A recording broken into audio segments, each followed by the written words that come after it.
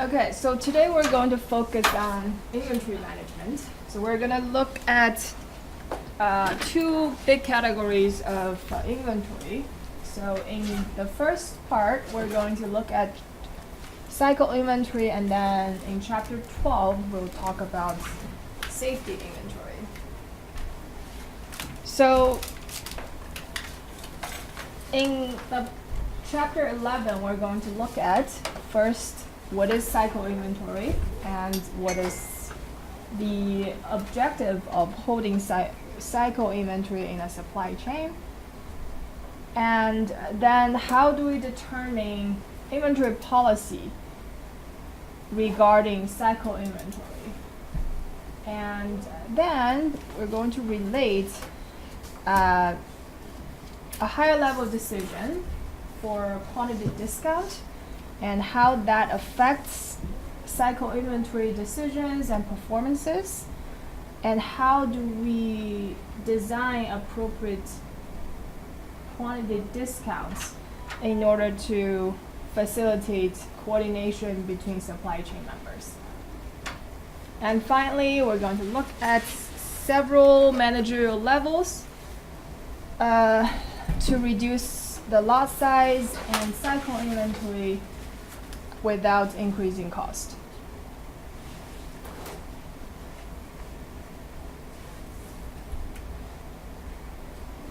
So in inventory management, one of the most important decisions is determining how many to order at once. Right, so how many to order at once is called lot or batch size. So of course, this batch size can be the order quantity if we're purchasing from an outside supplier. It can be production lot size if this is related to production batch size. Now, cycle inventory, by definition, is the amount of inventory in the supply chain because as a result of producing or purchasing in larger lot sizes that are directly demanded by the customer. So for example,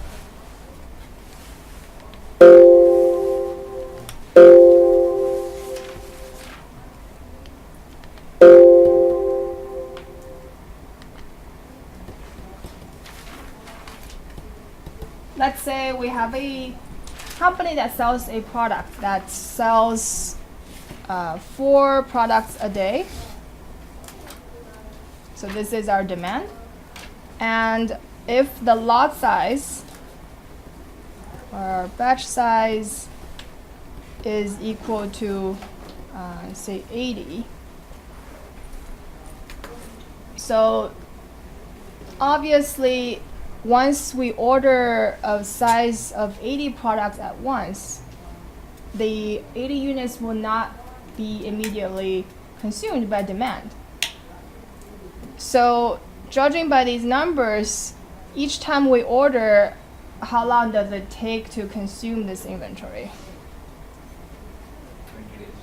20 days, right? 80 divided by 4. So for from day 1, we need to hold the majority of the batch size to later days until customer eventually consume the inventory. So the inventory that gets held from day 1 to later times is cycle inventory. Now, so cycle inventory is determined by our order quantity and demand rate. Right.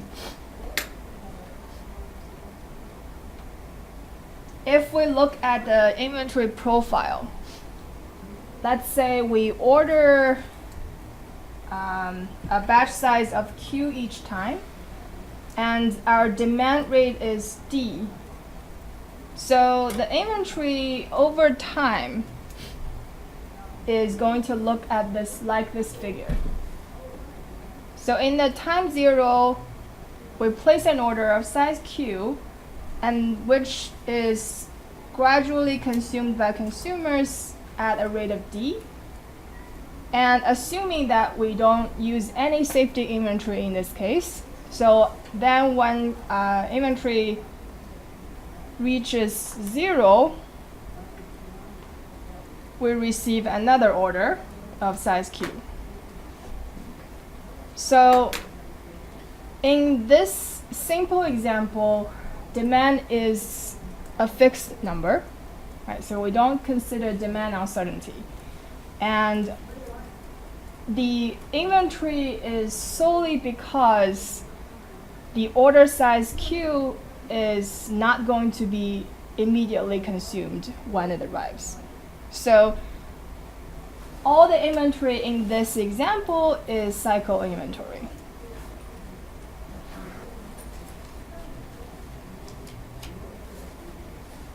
So let's plug in the number of the example before.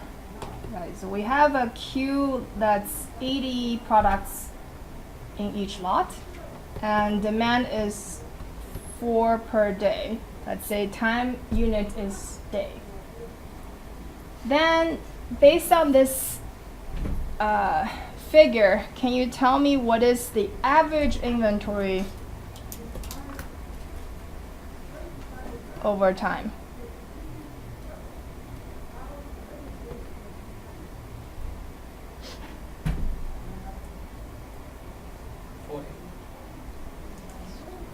$40? Do we all agree?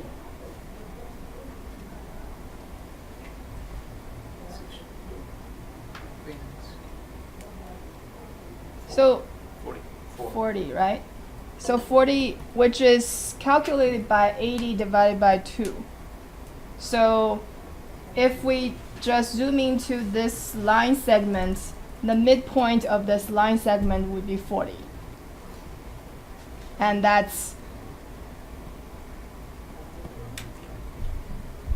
over the long run, this is going to be the average inventory. So, and later on we'll see that we also care about another measure, which is the number of times we place orders per day. So, order frequency.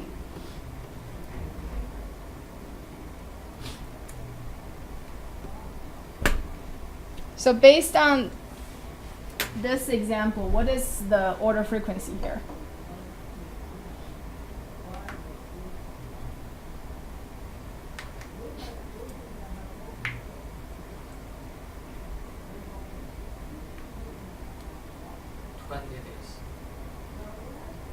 So we place one order every 20 days. So if we want to say in terms of number of orders placed per day, that would be the inverse of that.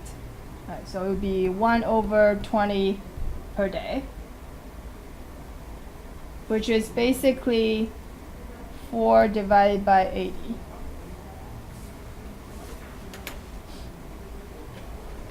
Okay? So later on, these numbers will come into play in determining what is the best inventory policy.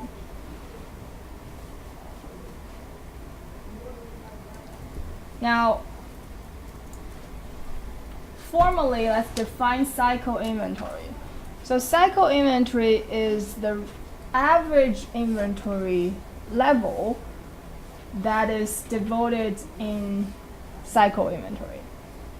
So cycle inventory in this case is not Q, it's Q divided by 2. And then we also have this another metric that we care about, which is average flow time. And in this case, we care about average flow time spent in the warehouse. Right, so this is basically the average time a product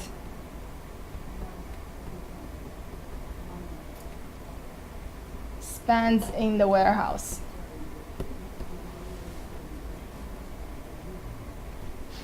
So then this average flow time is just equal to the average inventory level divided by flow rate, which is the rate at which the inventory is being consumed. So in our case, the flow rate is basically demand. Demand rate.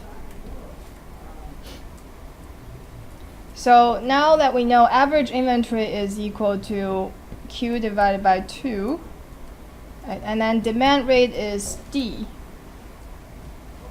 Therefore, we can calculate the average flow time because of cycle inventory. Right, cycle inventory is Q divided by 2 and then divided by demand rate D.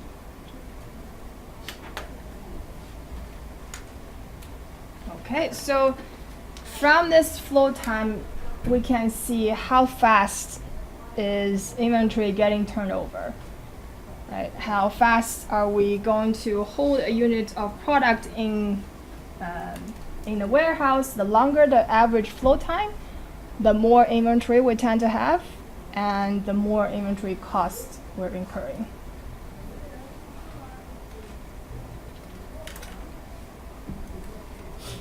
So in a simple example, let's see if,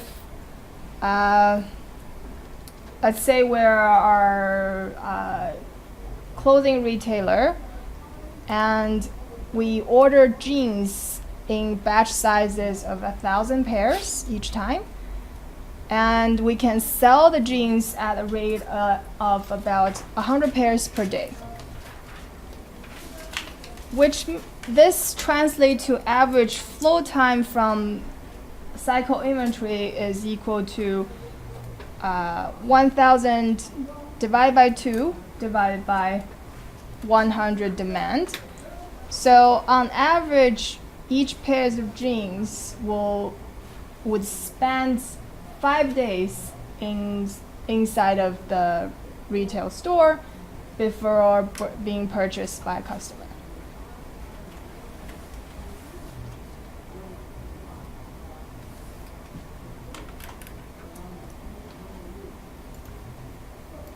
So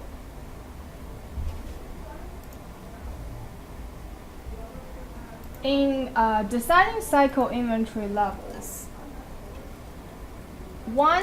we're facing some trade-offs.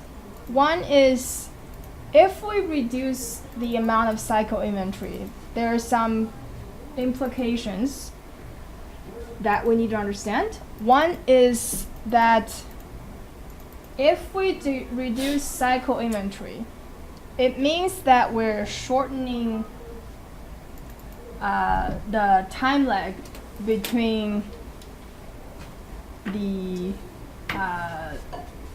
successive orders, right?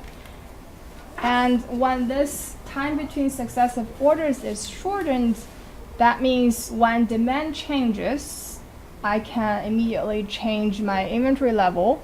So vulnerability to demand changes is less. So that's a good thing.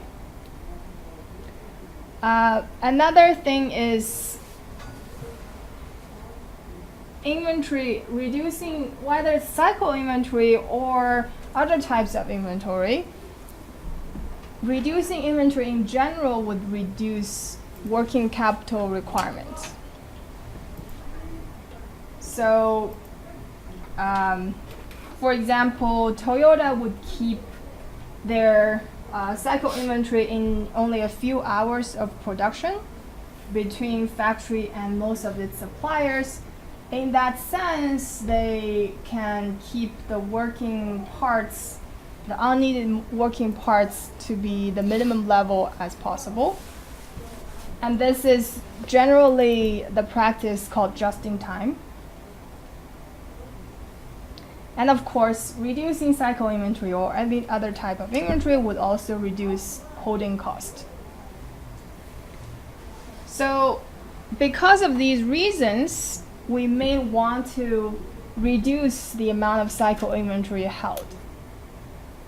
Now, what are the reasons why we would like to increase cycle inventory?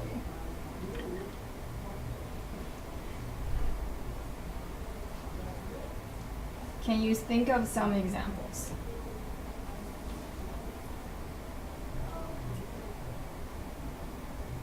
Why would we want to order large lot sizes? Economy of scale, like cheaper to order in bulk. Yep, economy of scale is one of the most important reasons for holding cycle inventory. Anything else? Forward price will be higher than current. Forward buying, right? So if you anticipate in demand being higher or supply capacity being lower in the future, then it would make sense to forward buy. So mainly cycle inventory is how to take advantage of economy of scale. It could be due to pricing incentives, such as price promotions, and we hold cycle inventory in order to reduce the costs in the supply chain. So economy of scale can be due to a literal price quantity discount. For example, if in our jean retailer example, if we buy 1,000 pair of jeans, each pair would be $18 instead of if we buy 100 pairs of jeans, then each pair would be $22, something like that. And the other part that's related to economy of scale is fixed cost, right? So the part of cost that does not change depending on how much you order in each lot. So let's say the jean retailer is using a truck that can hold 1,000 pairs of jeans at once to deliver the product. So no matter if I order 10 pairs at once or 1,000 pairs at once, the trucking costs would be more or less the same, right? So in that sense, by ordering larger lots, I'm able to aggregate reduce the level of costs per pair of products bought. So in that sense, it creates also economy of scale.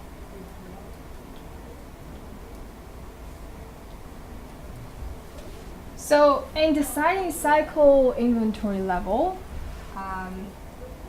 there are 3 categories of costs that are our main concern. One is the variable material cost. So this is the part of cost that is proportional to the number of products purchased or produced. So this is usually related to the material put in each product, or if in case of a retailer buying from a manufacturer, this would be the unit price of a product. And the second part of cost composition is fixed ordering cost. So this is the cost that does not vary with the size of the order.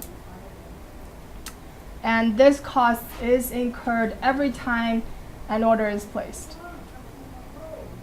And we denote this fixed cost to be S. Finally, we have inventory holding cost.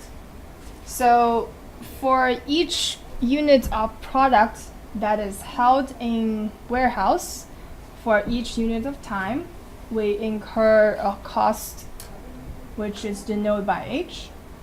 So this big H is usually expressed as proportional to the material cost.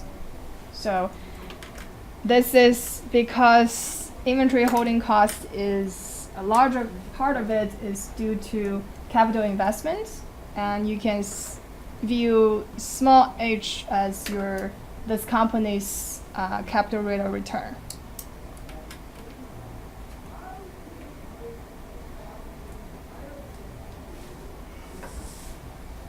So the primary role of the cycle inventory is, of course, to minimize the total cost. And the total costs we're considering here are the sum of material costs, fixed ordering costs, and inventory holding costs. And ideally, when we make cycle inventory decisions, we should consider the costs incurred by different parties across the entire supply chain. So the ordering decision of a retailer not only affects the cost of the retailer, but also affects the cost of the manufacturer. And ideally, we would like to apply an order quantity that is optimal for the whole supply chain instead of a single player in the supply chain. However, this is challenging in reality. And we'll discuss later in this chapter what are some mechanisms that could help facilitating these coordination.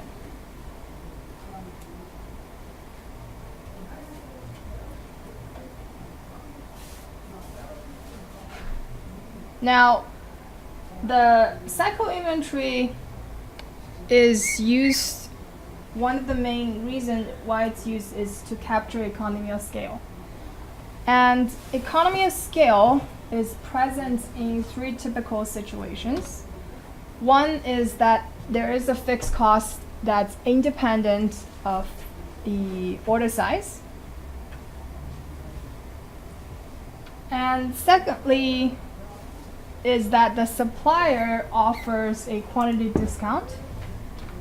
And also, third reason is because of pricing incentives. So if the supplier offers a short-term price discounts or holds trade promotions, that would induce forward buying behavior and lead to large lot sizes and therefore increase cycle inventory.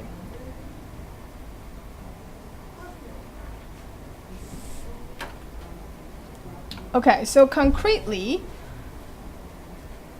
how do we determine what is the best level of cycle inventory to hold in a supply chain?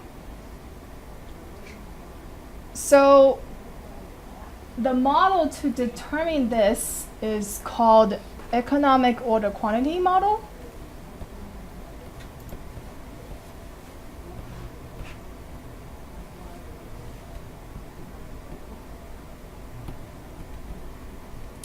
And we'll just abbreviate as EOQ in the following. So what we want to do is determine the optimal order quantity for a particular product. Note that in a basic EOQ model, we always assume there's only one type of product. And then there are extensions of what to do when there are multiple products existing, and we need to modify the model to capture the interdependence between different products. So the input of this model is one, we know the annual demand. And we assume in this model that the D is a fixed constant So right now in our discussion of cycle inventory, we do not consider demand uncertainty. And there is a fixed cost S, each order placed independent of the order size. Each unit of product purchased or ordered will incur a variable cost or material cost of C per unit.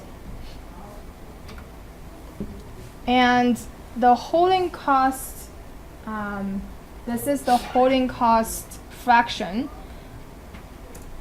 as is small h.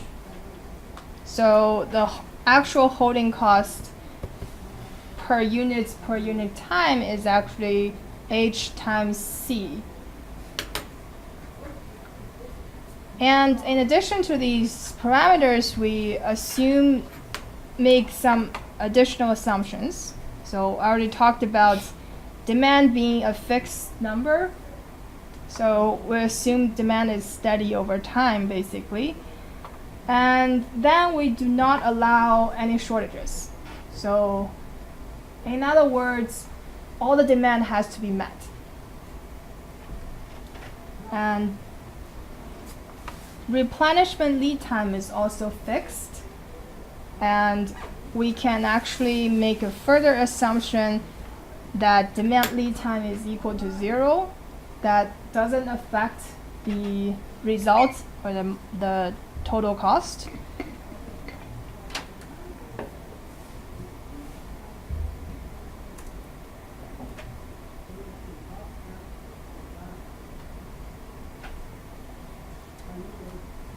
So in reality, in practice, of course, we need to estimate these cost input.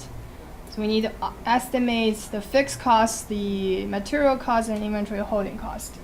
Material cost is usually straightforward to estimate. The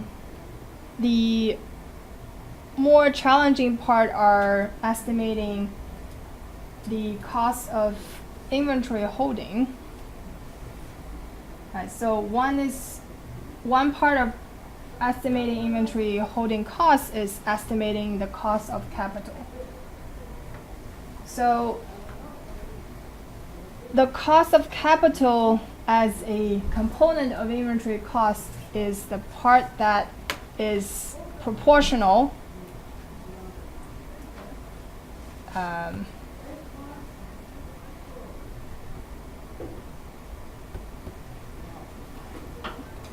to the material price C.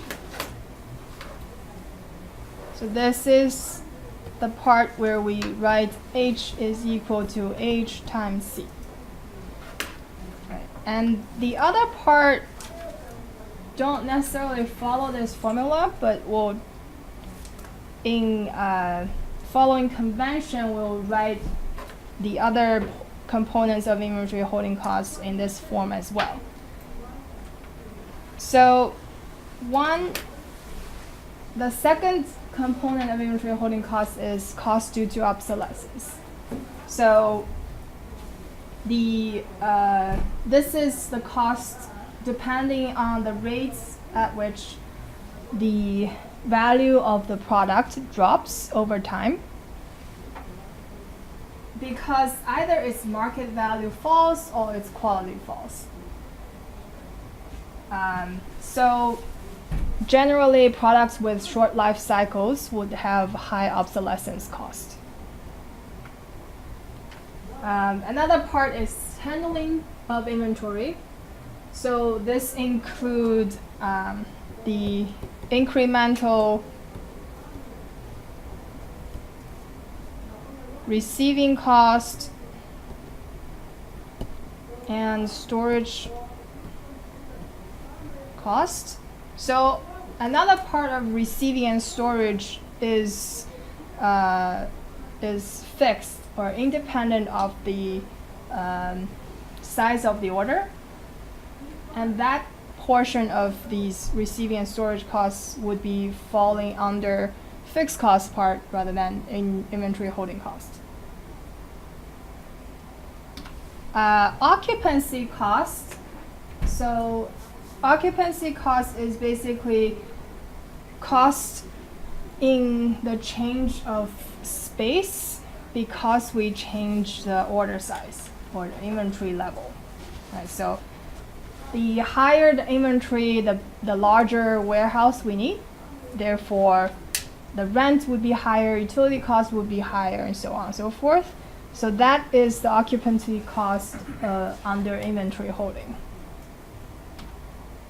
And then we have various other costs due to loss, damage, theft of the products, and tax we pay on the holding inventory, and then the insurance we need to pay for the inventory.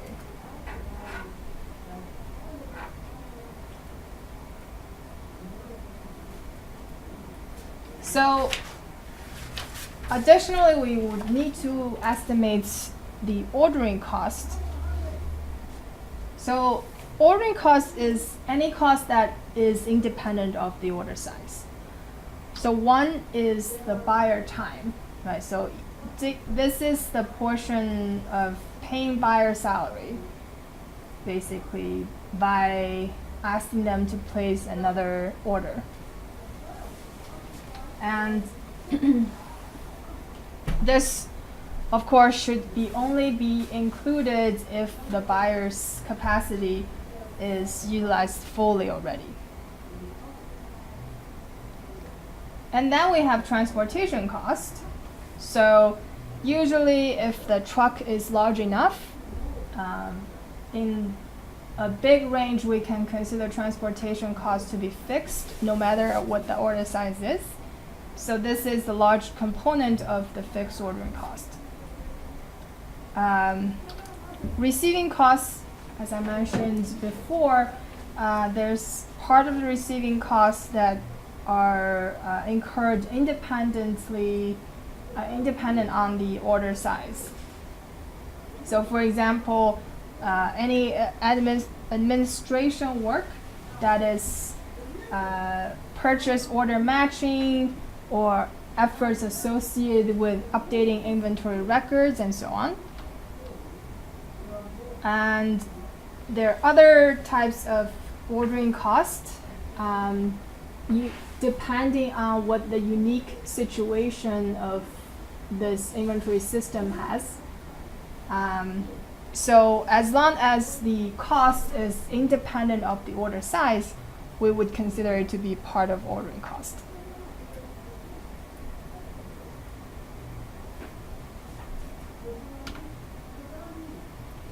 Okay, so translating these inputs into the actual cost.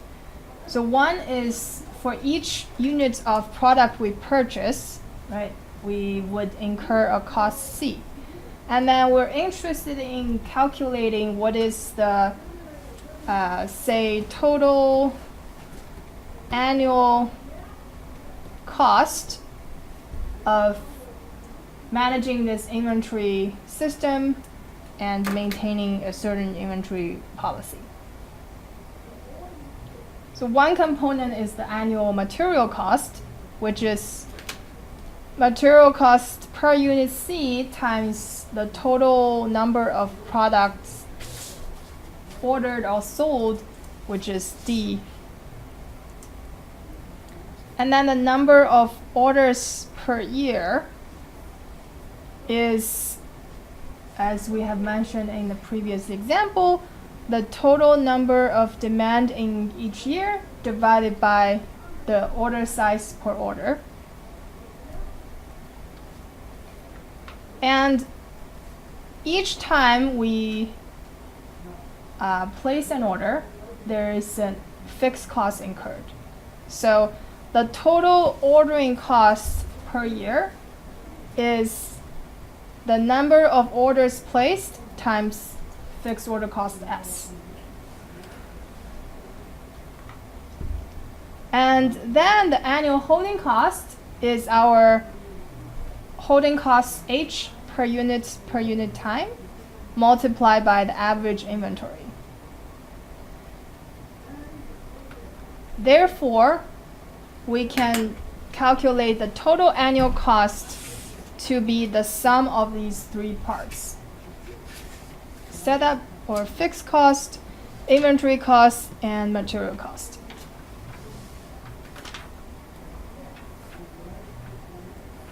All right, so if we draw the cost versus lot size figure, we'll see this. One is the larger the lot size, the larger the inventory level. Therefore, inventory holding costs would be increasing with the lot size. The inventory ordering cost is decreasing in the lot size.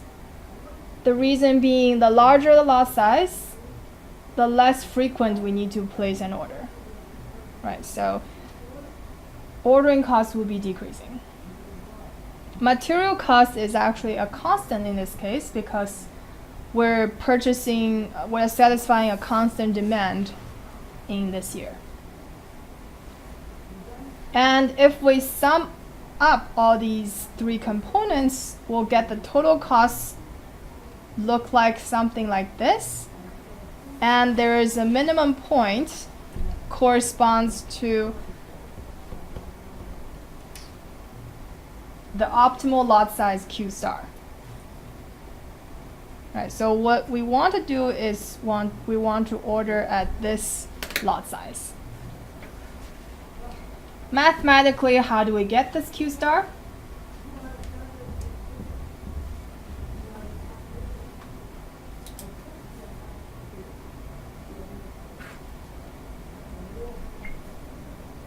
Right, so basically we're trying to minimize total cost by choosing Q. Right, how do we minimize the total cost function? Derivative. So basically, take a derivative of the total cost with respect to Q and let it equal to 0. And this is simple calculation. So this is basically plus 2HC. And this is equal to 0. Therefore, our Q star is equal to square root of 2ds divided by H times C. Alright, so we can see that the larger the fixed cost, the larger the lot size should be. The larger the inventory holding cost, the smaller the lot size should be. And lot size also increases with demand. So, and then this directly translates to optimal order frequency, which can be basically calculated by substituting a Q star into our order frequency function. So D divided by Q. And so order frequency is square roots of D times H times C divided by 2S.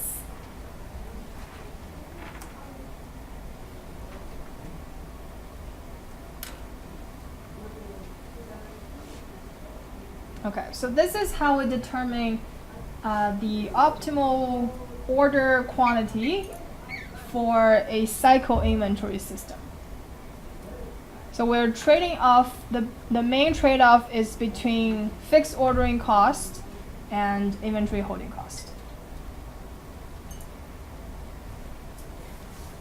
Now let's look at an example where we can apply the formula there.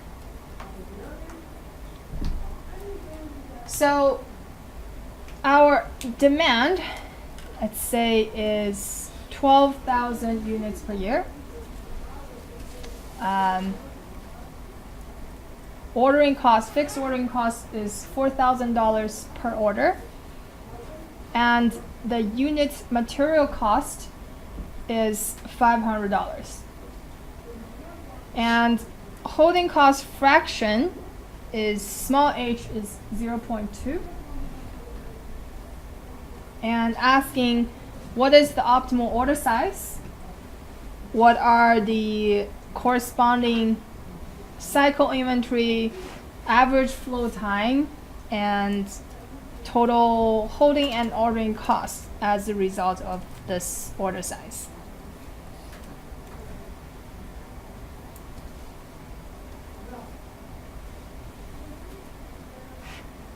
So the optimal order quantity, we can directly apply our formula, right? So 2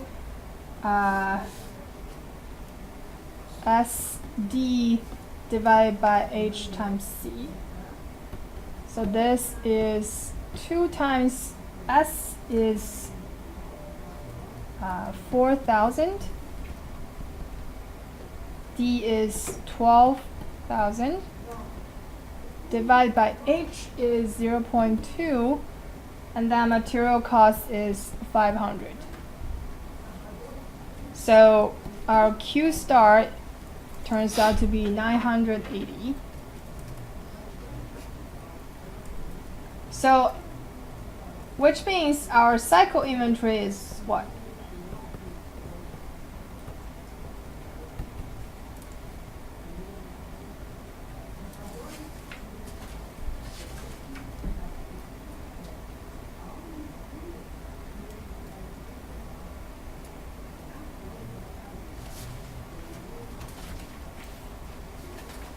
What is the formula for cycle inventory? Q divided by 2, right? So 490 is the cycle inventory. And number of orders per year is D divided by Q star. So D is 12,000 divided by 980. So we ordered 12.24 times each year. And then the annual ordering and holding cost is, the ordering cost is S times D divided by Q plus holding cost is HC times Q star divided by 2. And plugging in the numbers, we can calculate this sum to be $97,980. So note that this is not the entire total cost. We didn't put in the material cost here. So if you're asked the total cost, make sure you add the CD part here as well.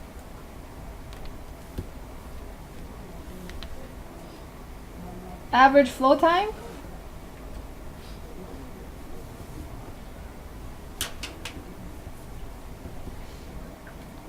is equal to Q star divided by 2D.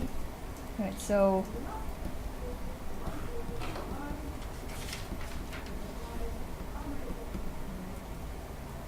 .041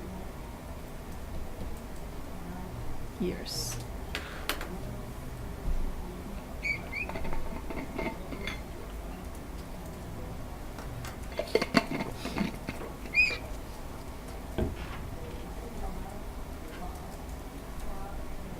Okay, so one can use this optimal order quantity formula to calculate theoretically what is the best order quantity. In practice, when you implement this formula, a lot of times we have constraints and other considerations that we actually prefer to have some other order quantity. So, for example, let's say we have a capacity constraint of 200 units of lot size. And we would like to know what is the implication if we were to reduce the lot size from the optimal number to 200 units. So this is basically reducing Q to about a fifth of its value.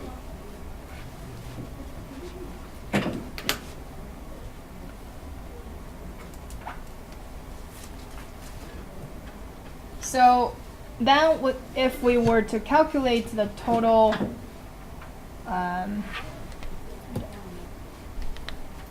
the annual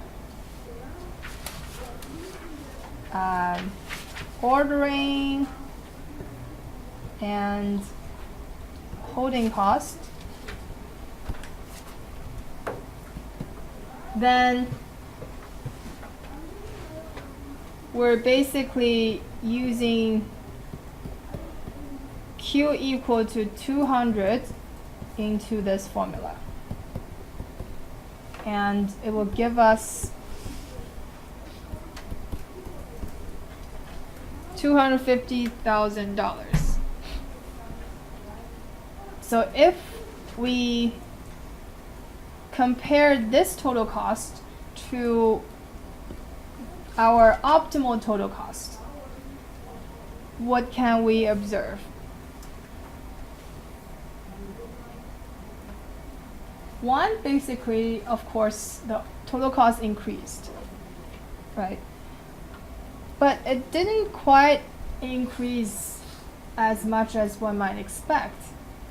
You know, with the order quantity being just 1/5 of its optimal value, the total cost increased by about 1.5 times.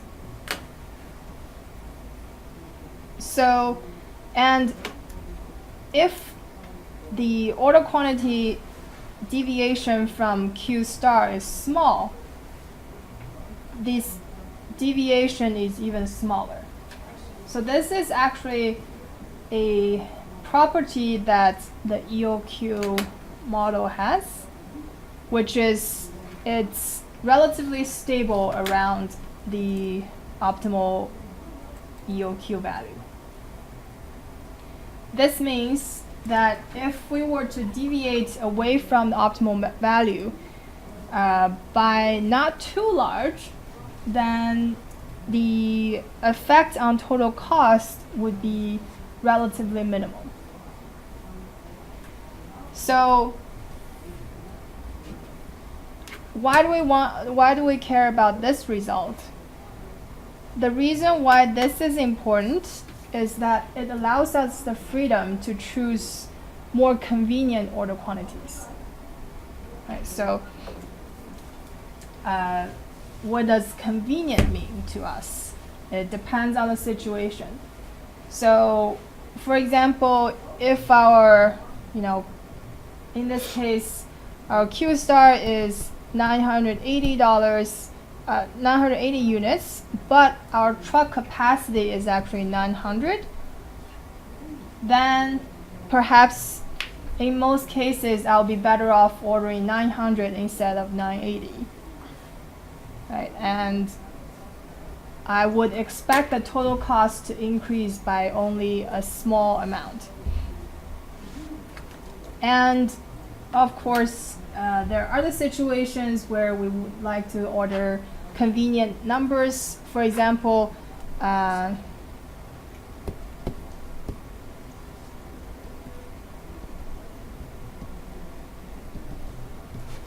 if we would like to coordinate the orders of different products,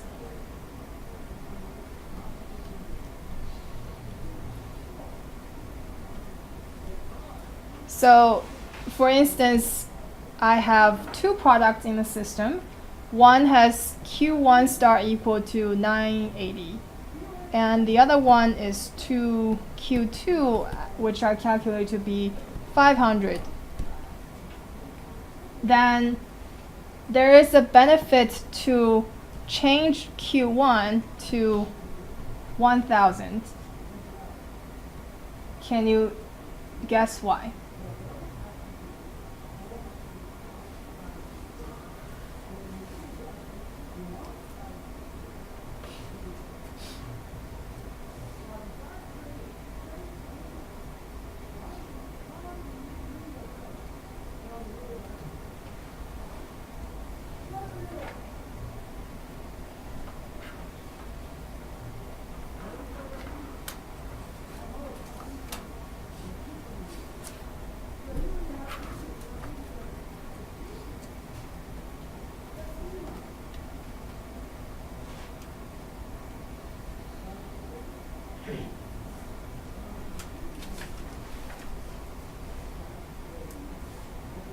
Basically, if I change the number to 1000, it's easier to coordinate the orders between these two products. Why? Because every two consecutive orders of product 2, I can merge the order with product 1.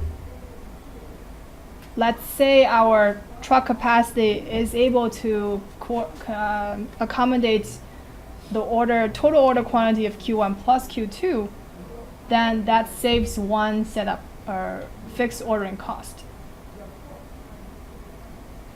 So because of various reasons, we might want to deviate from the EOQ quantity. And this property says we don't need to worry too much about increasing the total costs by too much.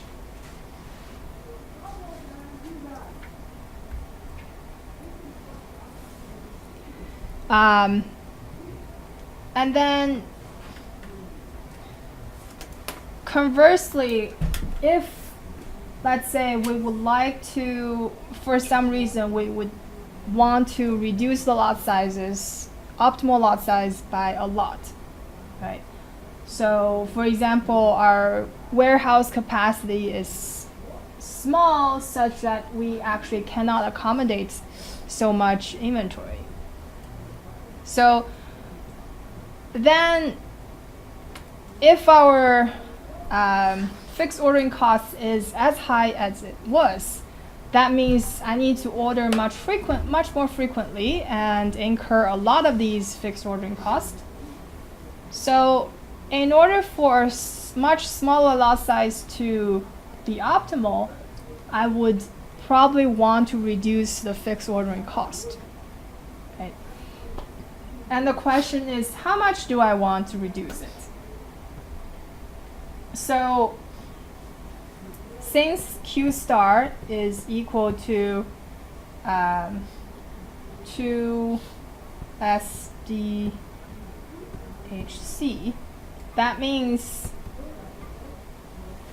S is equal to HC times Q star squared divided by 2D. And then let's implement the numbers here. 0.2, C is 500, and Q is 200 squared, 2 times. And so in order for Q star equal to 200 to be optimal, we would like to reduce the fixed ordering cost to $166.7 as opposed to $4,000 from before. So we have this square rule. In order to reduce the optimal lot size by a factor of k, that means we need to significantly reduce the fixed order cost by a factor of k squared.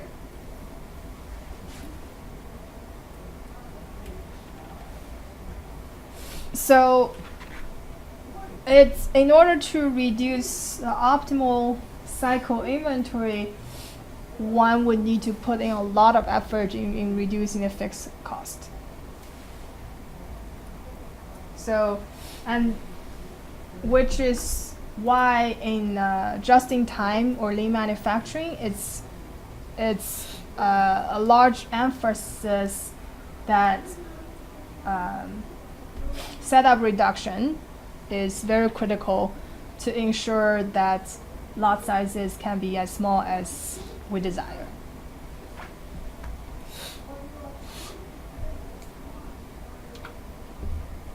And some additional considerations. So in our basic model, we assumed very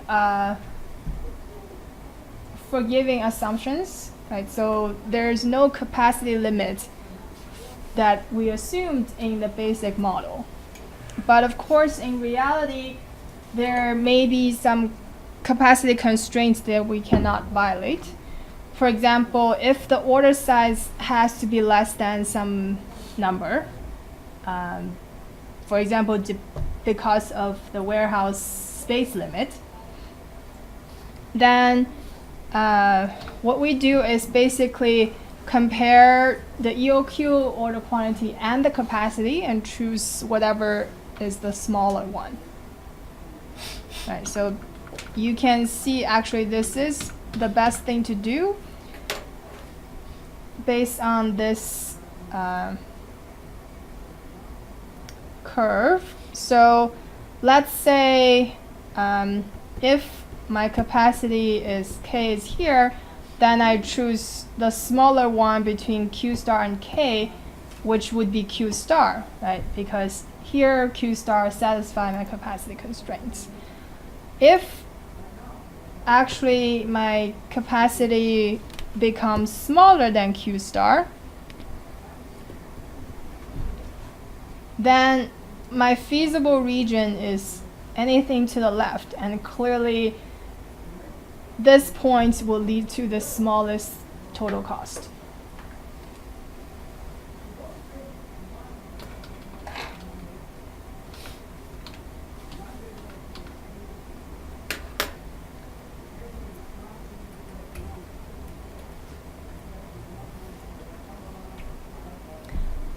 Okay, a little bit more about aggregating multiple products. So again, in the basic EOQ model, one implicit assumption we made is there's only one product. And in reality, of course, that's usually not true. Usually we have a retailer, manufacturer, supplier with multiple products. And there's usually benefit in coordinating the cycle inventory between different products. So one is aggregating transportation. So we could transport different products in one single truck, for instance. And which is the previous example I gave to you. In this case, we can save on the fixed transportation cost. And as a result of this, since the fixed cost is shared between different products, then each product's fixed cost is reduced, and therefore their lot sizes would also be reduced. And the overall effect of this is a reduction in total cycle inventory. This aggregation can also occur between the delivery from multiple suppliers or delivery to multiple retailers. And So in terms of delivery from multiple suppliers, which would be different part inventory from, say, at the manufacturer site. So by aggregating the delivery of part inventory from multiple suppliers, we can reduce the cycle inventory of these parts at the manufacturer location. And if we use single truck to deliver to multiple retailers, we can also reduce the cycle inventory of end products. And this concept of shipping aggregation also applies to end consumers. And so we'll see things like milk runs. You know, when you see the delivery of you know, FedEx and UPS trucks to different customer homes.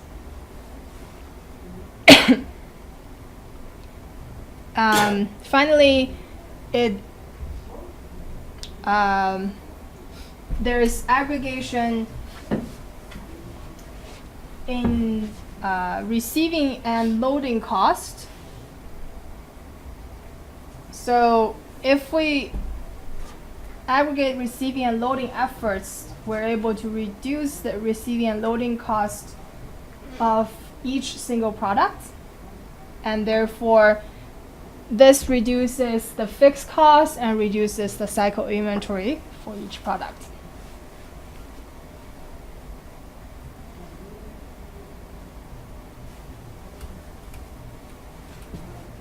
All right, so any questions?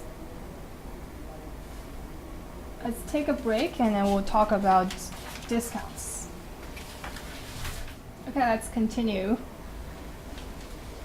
So in the EOQ formula, we talked about the importance to hold cycle inventory because of the fixed ordering cost. So the larger the fixed ordering cost, the larger the order quantity should be and the higher cycle inventory should be.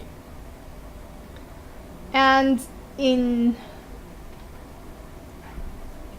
terms of pricing, we also can see some incentives to order in large quantities and hence incur cycle inventory. So one of the most important ones of these pricing schedules is quantity discounts. So quantity discounts generally mean that the prices of each unit of product would decrease as the number of products in orders increases. So there are different types of quantity discounts. One of the most common one is lot size based quantity discounts. So this is a discount that only considers the number of products in each order lot.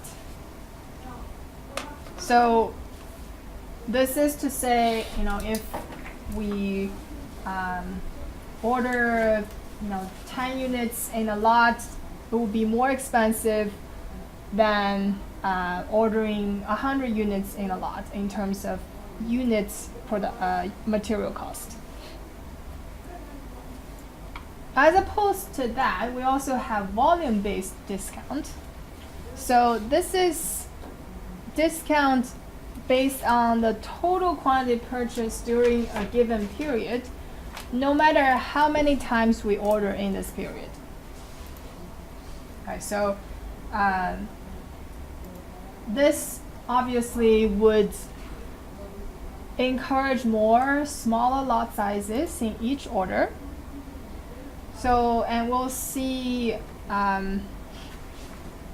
we'll focus on our discussion on lot size based discount and see how it affects the optimal order quantity, and then we'll have some discussion about the difference between these two discount schemes.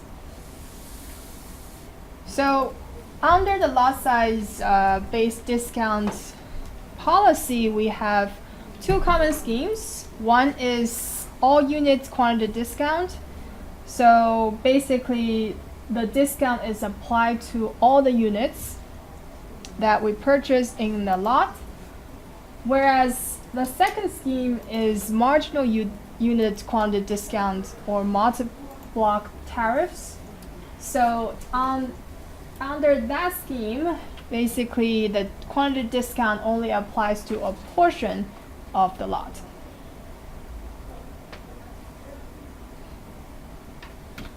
So under considering quantity discounts, we're interested in two basic questions. One is, given a quantity discount, what is the optimal purchasing decision for a buyer if the buyer wants to maximize its own profit? And how does this decision affect the supply chains, lot sizes, inventory levels, and flow times? And secondly, is we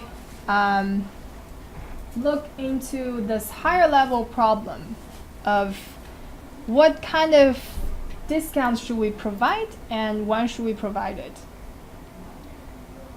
And if the supplier is seeking to maximize its own profit or the supply chain profit, then what is the appropriate quantity discount to offer?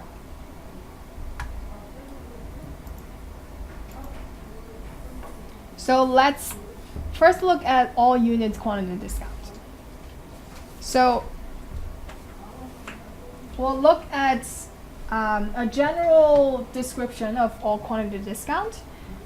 So in this quantity discount, we have some pre-specified quantity breakpoints.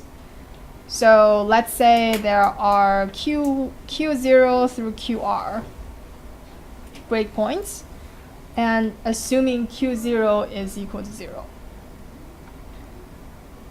So if an order is placed is between Qi and Qi plus 1, then the material cost for this lot per unit is going to be equal to Ci. And we generally require Ci to decrease as I increases.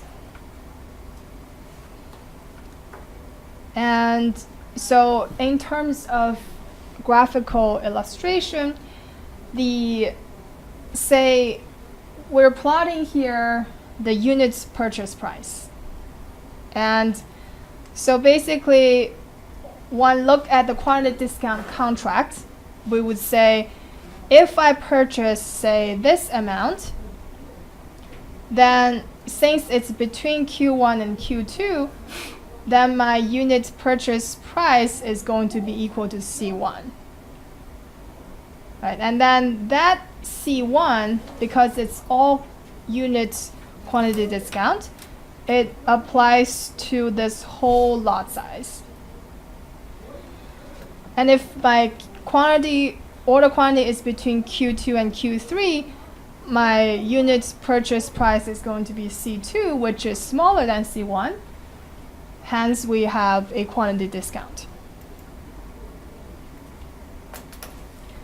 And our objective is to determine what is the best lot size to order in order to minimize the total cost. So imagine now the decision is just the the buyer's decision, right? So the manufacturer, let's say, already specified this quantity discount contract. So then, given this quantity discount contract, I'm the buyer. I want to determine how much to order.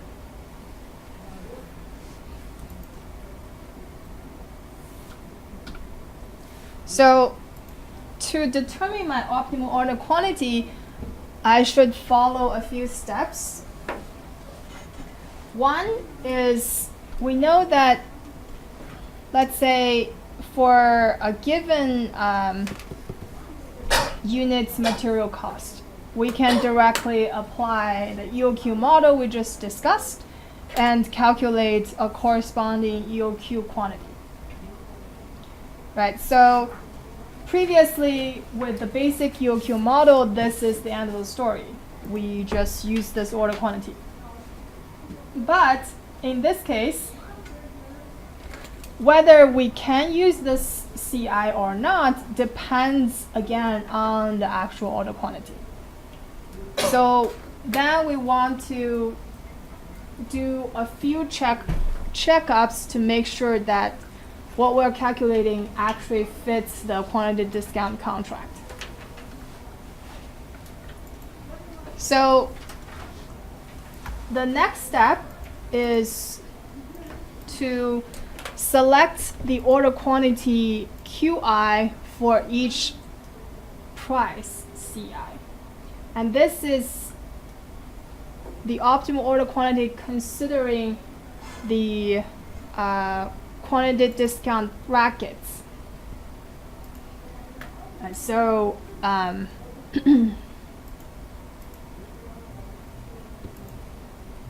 basically we have a few different scenarios.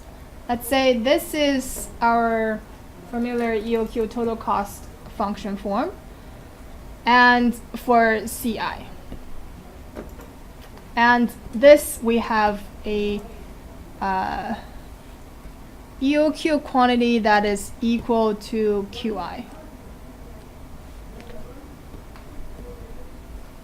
corresponding to the smallest point. And if this QI actually falls in between QI and QI plus 1, then CI indeed applies as the material cost for QI. So we continue to use QI in this case, and we set QI star equal to QI. For the second case, we have QI being less than small QI. So our feasible region is just this part. And the discount is no longer possible. And so we set QI star to be equal to small QI in order to quantify for the discounted price of CI. And then the third case where QI, the bracket of feasible order quantity values is to the left of QI. So this we actually don't need to consider because it's considered in later QIs with I being bigger than this one. So, and then now we have for each bracket, each of these brackets we have a Q0 star, Q1 star, and Q2 star, and so on and so forth. And for each of these order quantities, we can calculate the corresponding total cost.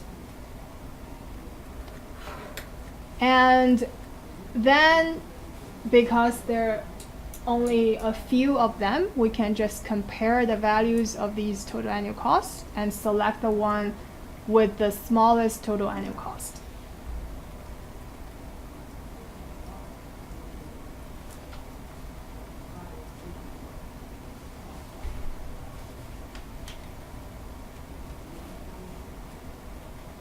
So, okay. Let's see how we actually determine the order quantity in an example. So, in this example, we have, this is our contract of quantity discount.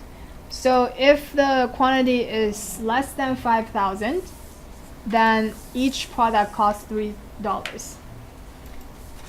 If the product is between 5,000 and less than 10,000, then unit price is 2.96.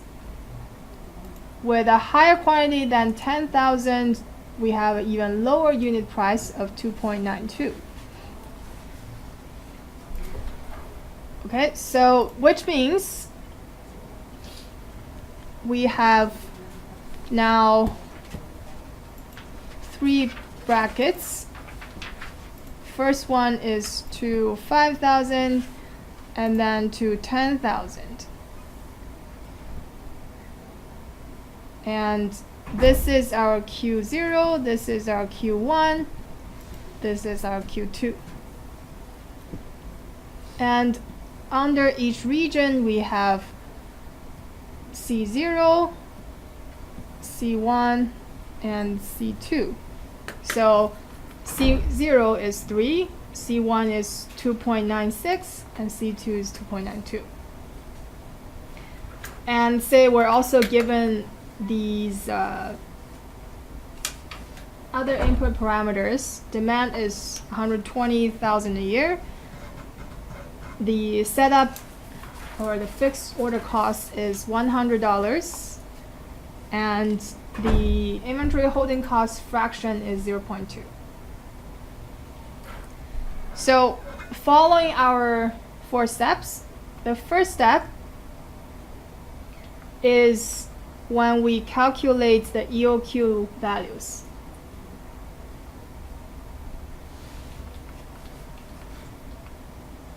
So now we have 3 EOQ values to calculate for each of these 3 regions.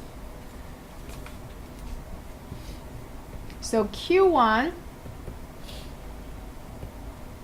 is 2DS divided by HC0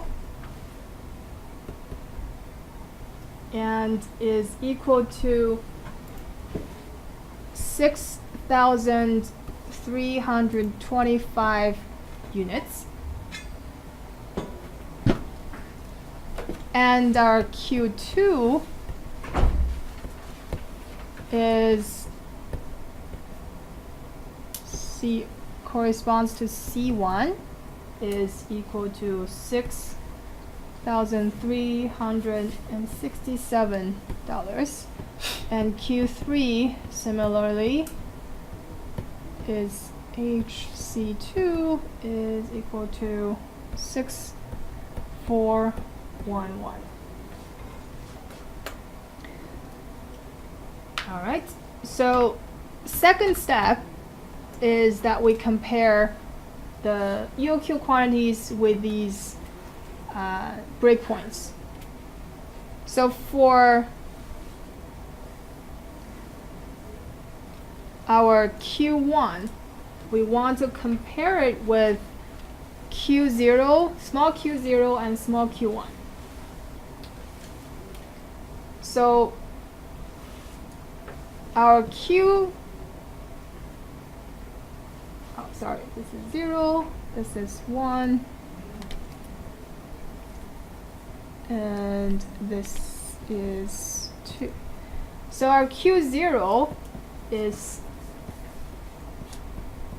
greater than small q1.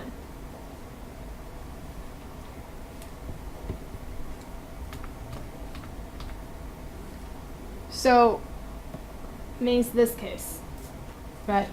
And we know that for if case 3 happens, then this value can be ignored because we'll consider this situation later on. So we're going to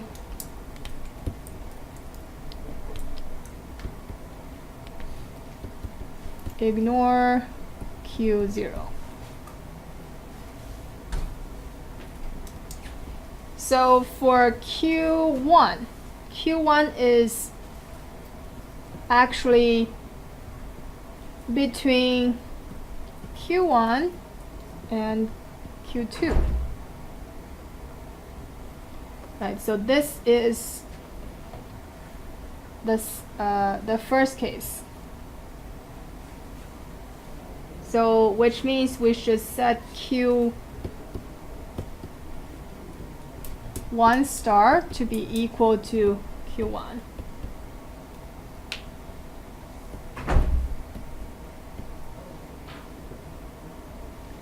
And for Q2, so Q2 is less than small q2, which corresponds to second case. And for second case, we set Q star to be equal to this boundary, which means our Q2 star is equal to small q2 and equal to 10,000.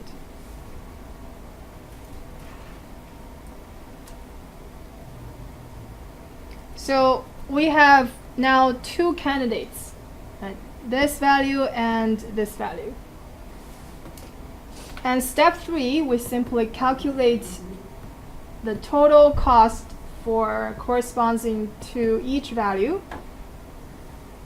So this is D divided by Q1 star S plus Q1 star divided by 2 times HC1 plus DC1.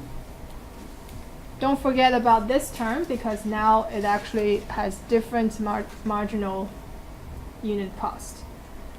So this is equal to $305.8969.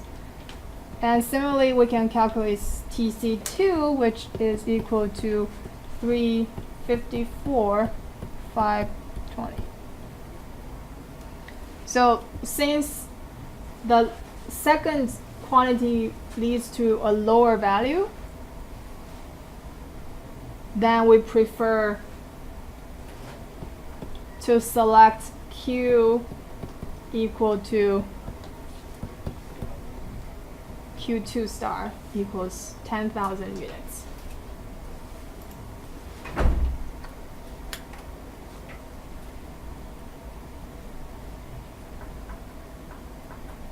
Any questions about this part?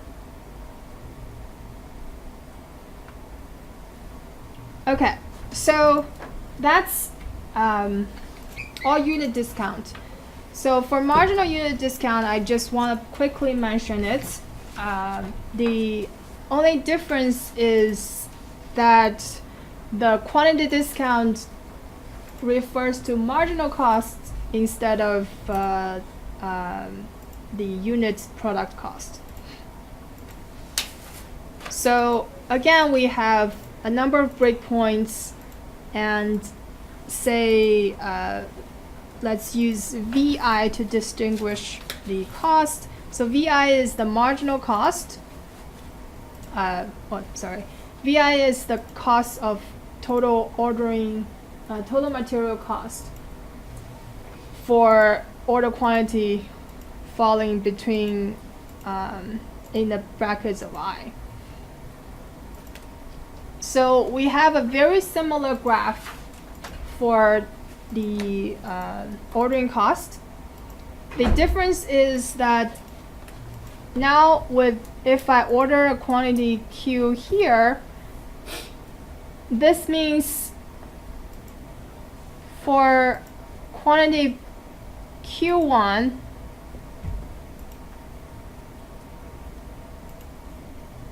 the unit cost is C0.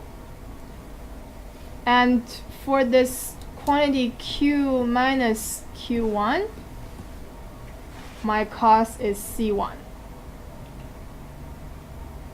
Alright, so now this quantity discount does not apply to the first Q1 units.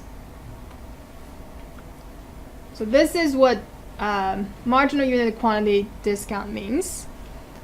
And basically the solution process is very similar to all unit quantity discount, and I'm not going to reiterate here.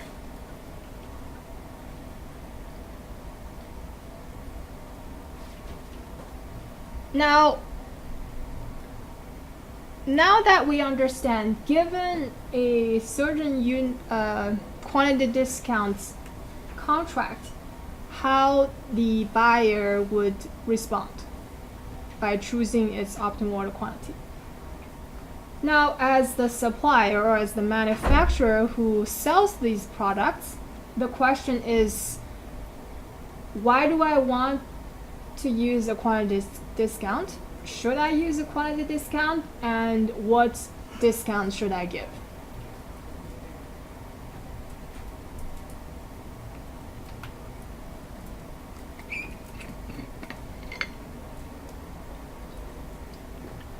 So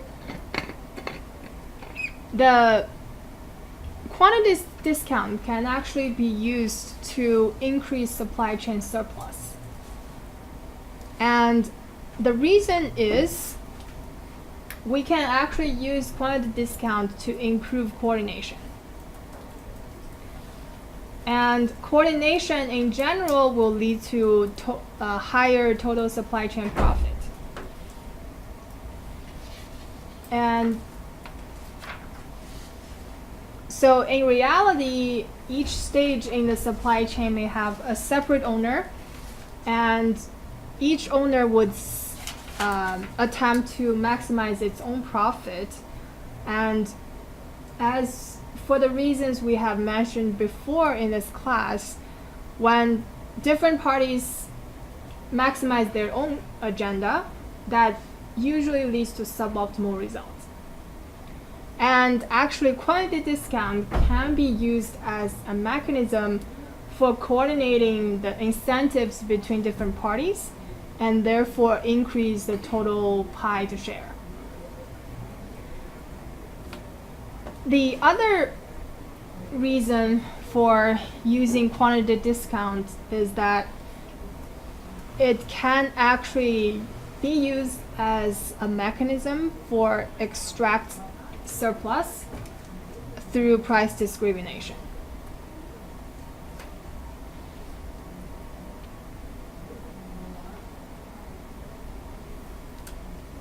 So again, let's look at one example of setting quantity discounts. So let's say we have a retailer, DO, which faces customer demand of 10,000 bottles of vitamins per month. And the fixed cost related to order placement, transportation, and receiving is $100 each order. And DO also has a holding fraction of 20%. The manufacturer charges $3 for each bottle of vitamins purchased. So the first question is, what is the optimal lot size for DO? And each time DO, the retailer, places an order, the manufacturers need to go through processing and packing and shipping of the order, and the line packing bottle occurs at a steady rate that matches demand. the fixed order filling cost for the manufacturer is $250. Production cost is $2 per bottle, and inventory holding cost percentage is also 20%. And asking what is the annual fulfillment and holding costs incurred by the manufacturer as a result of DO's order policy. And as opposed to the above solution, what is actually the supply chain optimal order quantity?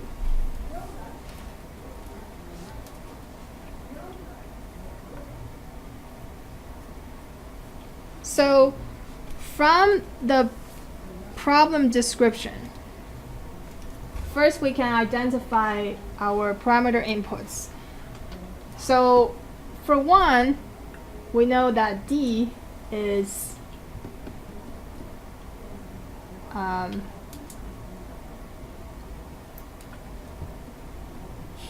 10,000 bottles per month, and let's translate it to year because the other costs are in units are in year, which is 120,000 bottles per year. For the retailer, I'm going to use the subscript R to denote that this is for the retailer. So the fixed cost for the retailer is $100, right? And then for the retailer, we also have H equal to 0.2, and CR is the manufacturer selling price, which is $3. And for the manufacturer, we have fixed cost of $250, inventory fraction of 0.2 also, and then the material cost is $2.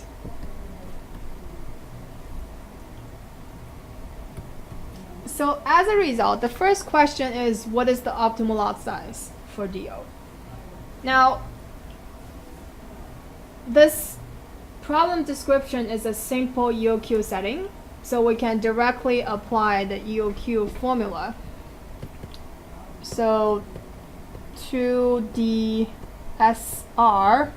divided by HR times CR is equal to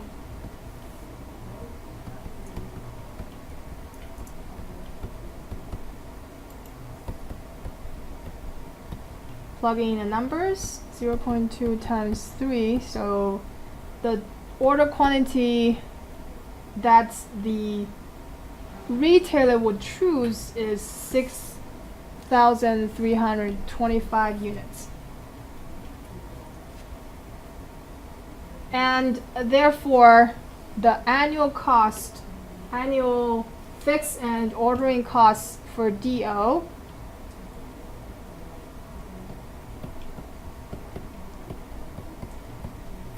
is going to be equal to D divided by, this is QR, D divided by QR times SR plus QR divided by 2 HR CR, and this is 3795. And similarly, cost for the manufacturer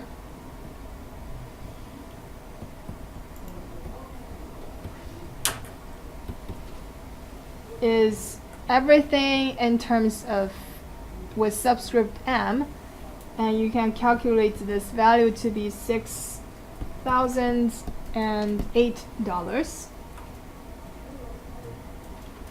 So the total supply chain cost is the sum of these two.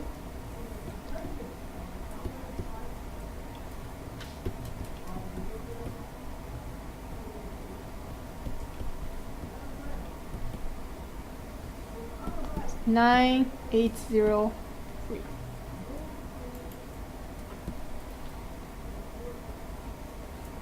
Okay, so this is what happens if the retailer were to choose its own optimal order quantity based on its own cost. Now, since it makes the decision locally, it probably, as you can imagine, is not what's optimal for the supply chain.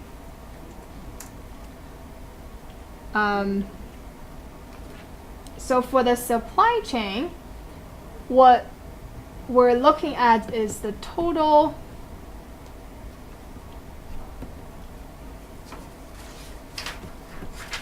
supply chain cost.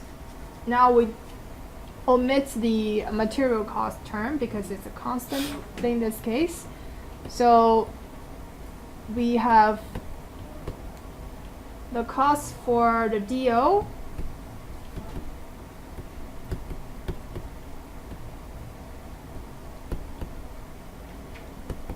and the cost for the manufacturer.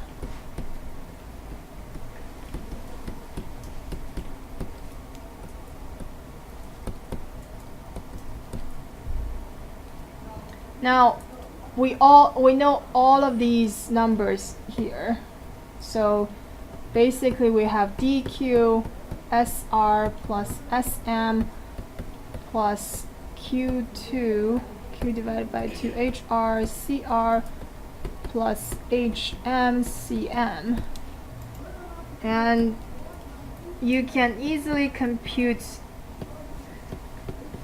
the Q for that minimizes the total supply chain cost.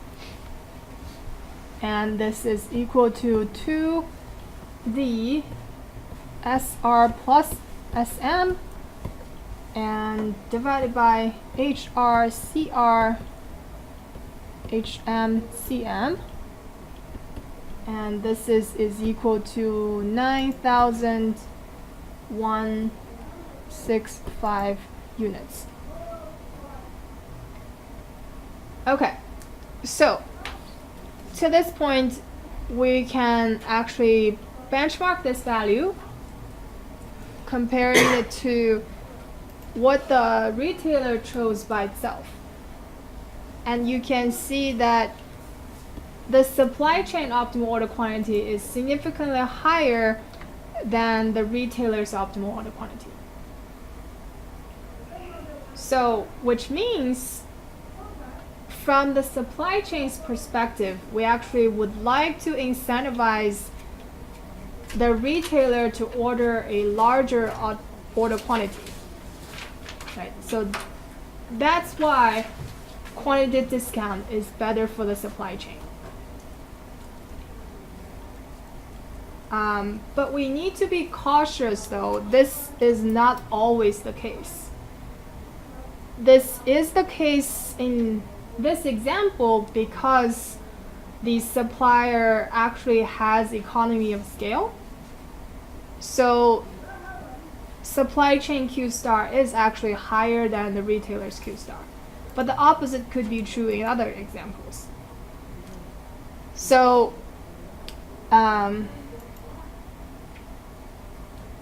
we can calculate the cost for DO in this case is equal to 4059. Cost for manufacturer is equal to 5106. And the total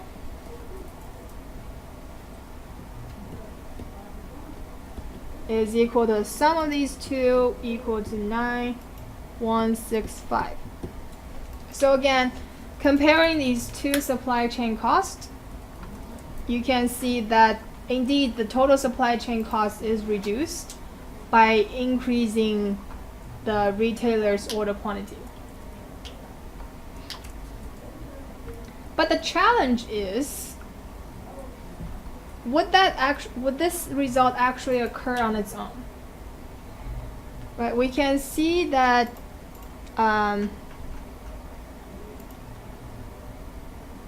So comparing the profits made by each party, the cost for DO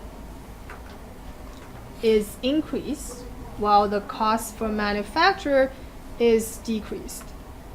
So if you were DO, obviously you would not want this to happen, right?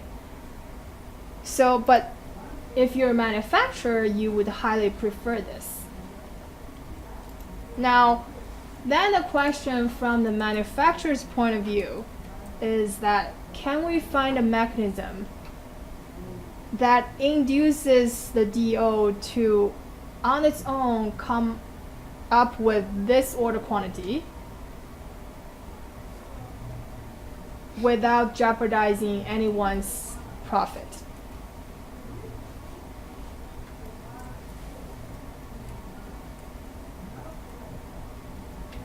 So actually this can be done through a lot size based quantity discount. And how do we determine the appropriate quantity discount? So the question is, we would like to design a quantity discount that induces DO, the retailer, to order 9,165 units instead of 6,325 units. But we know that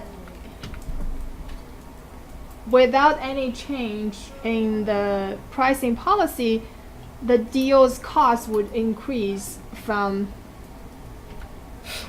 3795 to 4059. So then the simple solution for us to induce DO to actually be okay with this is to give him a compensation, right? So I want to compensate DO enough that it actually is not going to be worse off than this cost. So basically, as the manufacturer, when I design the quantity discount, I want to offer at least the difference between these two costs, which is $264 to DO, so that DO is actually indifferent between what happens without the quantity discount and what happens after the quantity discount. And if we distribute this $264 to 9,165 units, we would see that the unit cost would be slightly lower than $3.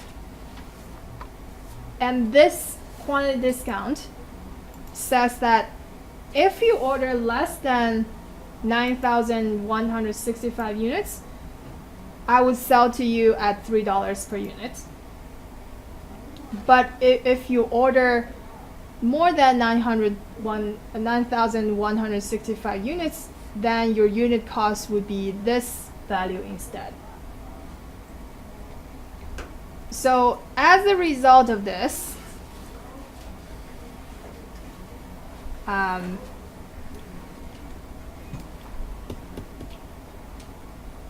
under this quantity discount scheme, DO's cost would be exactly the same as before the quantity discount, which is $3,795.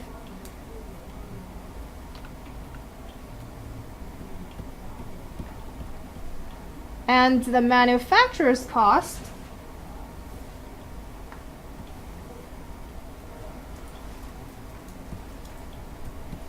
would be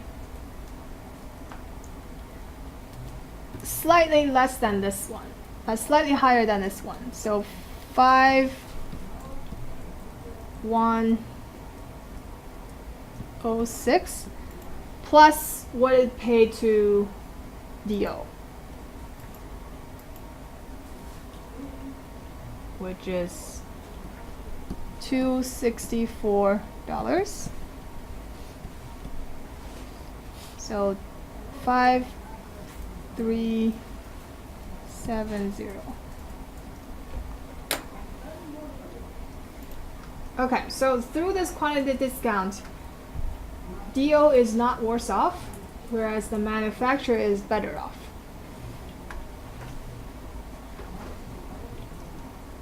So this is an example of when the manufacturer has a significant economy of scale, it would like to incentivize the retailer to order in large lots, and the way it does that is by offering quantity discounts. And this actually enables the supply chain to capture more surplus.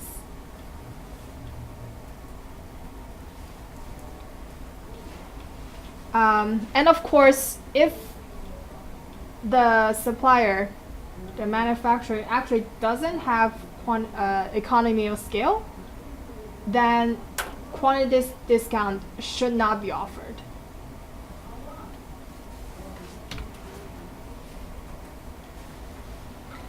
So, and there are like other mechanisms that achieve similar results. One other very commonly used scheme is called two-part tariff. So in two-part tariff, basically the manufacturer would charge at cost the for the retailer to buy its product, but it charges also a lump sum upfront for which captures the manufacturer's total profit. And the retailer still maximizes its own profits. And under the two-part tariff, we can always find the appropriate tariff that supply chain profit is maximized.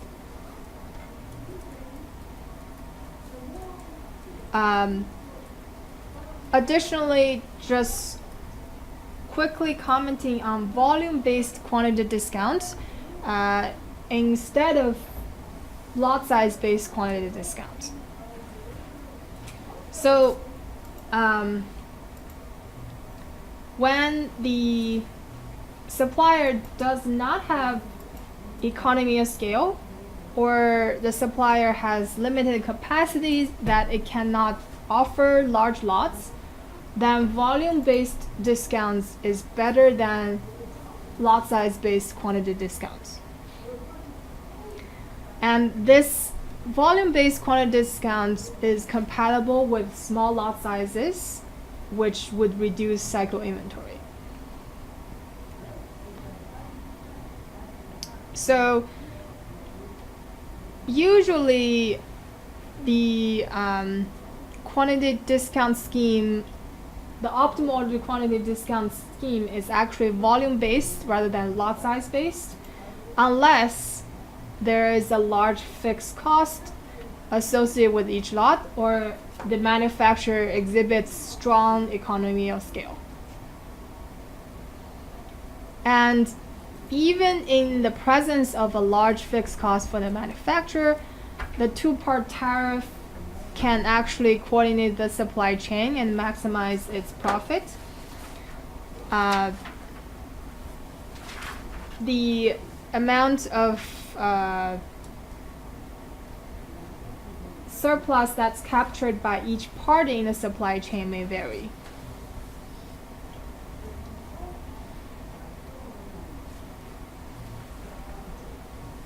So, to summarize the takeaways from discounting schemes, one is that the quantity discount can be used as a coordination mechanism to improve supply chain profit.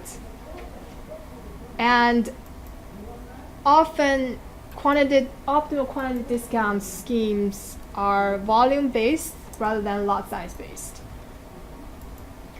And volume based quantity discount are usually can successfully coordinate the supply chain and maximize supply chain surplus.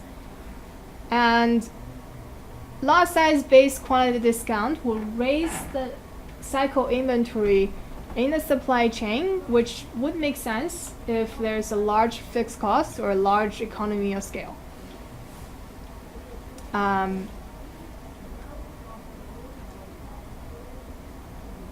And volume-based quantity discounts still has the issue of this hockey stick phenomenon, because if we set a cycle where during the cycle you need to order above certain quantity in order to achieve quantity discount, then retailers tend to order more towards the end of the cycle. The one mechanism to reduce this hockey stick phenomenon is to use rolling horizon rather than fixed order cycle pricing horizons.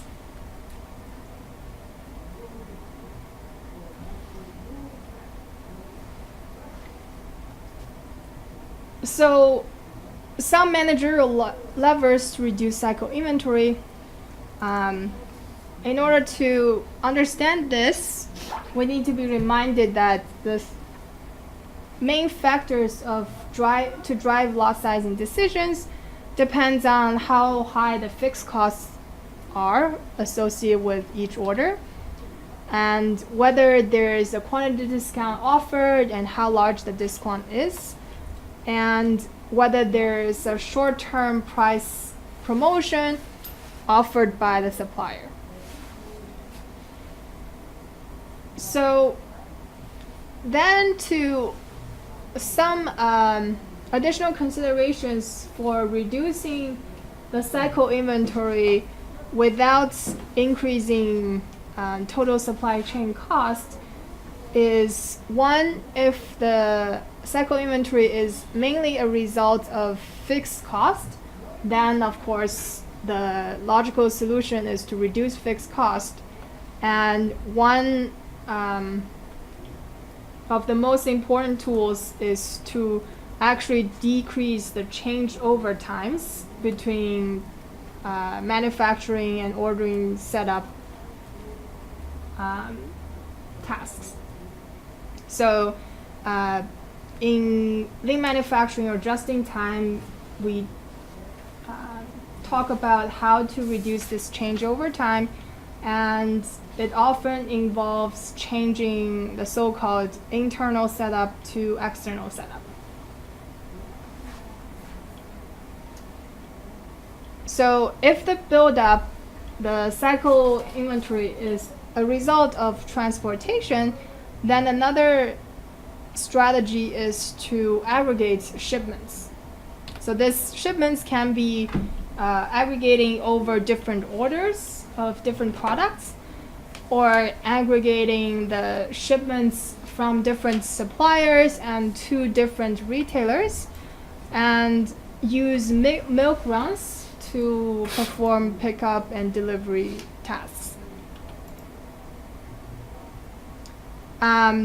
If the cycle inventory is due to high costs in order placement or receiving activities, then we could use more advanced technologies such as electronic order placement to automate the order placement activities. And in order to reduce the cost of receiving, one can use advanced shipping notices to notify the retailers in advance of shipment arrivals, and use RFIDs to reduce the receiving labor requirement. And then if the buildup is a result of the lot sizing decisions, then we need to check the supplier's fixed cost. And if the fixed cost is high, then work with the supplier to reduce its fixed cost. And then in addition to, instead of using lot size based quantity discounts, we should employ volume-based discounts.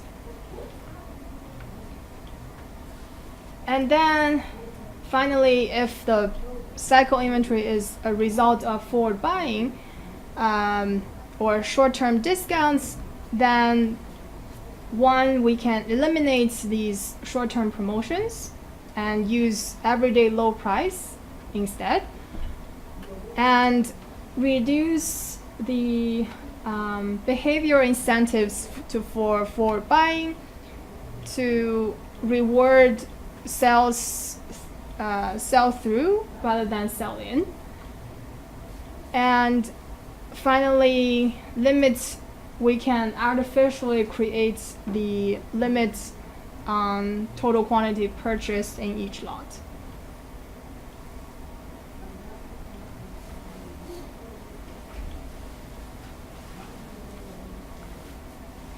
All right, any questions?